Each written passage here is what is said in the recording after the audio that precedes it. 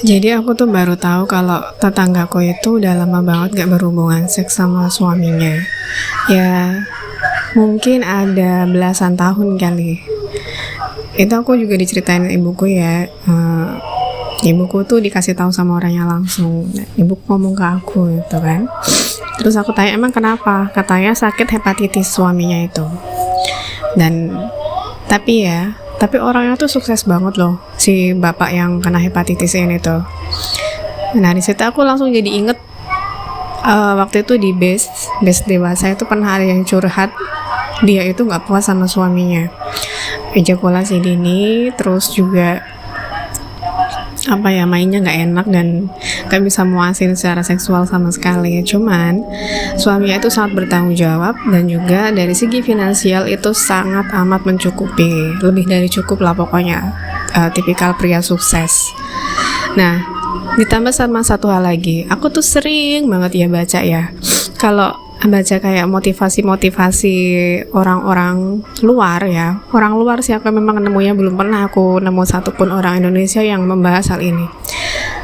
Transform your sexual energy into creative and meaningful work.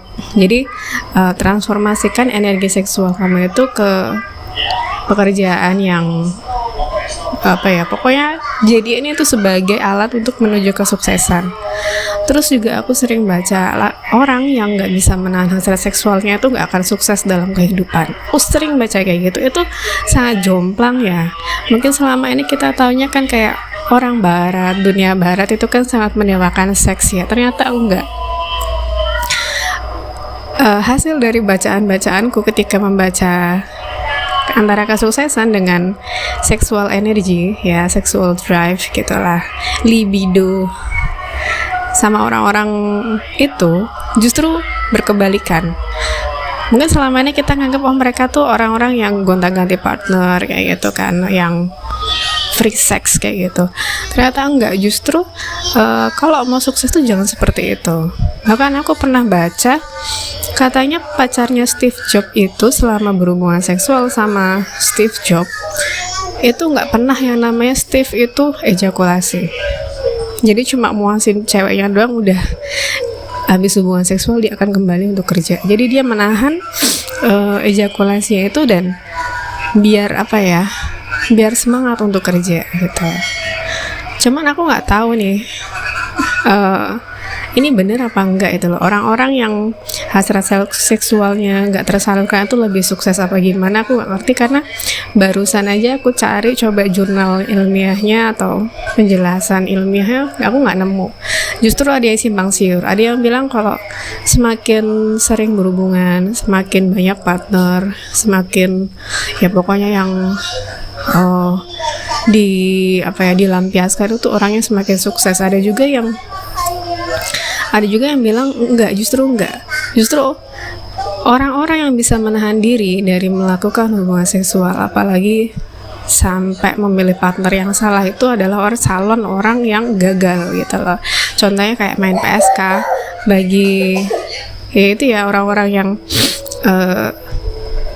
biasa aku lihat itu menurut mereka itu sebagai suatu kekalahan gitu loh. Bisa-bisanya kalian bertukar energi sama orang yang biasa dipakai banyak orang, itu sebagai suatu kekalahan. Ada yang seperti itu. Tapi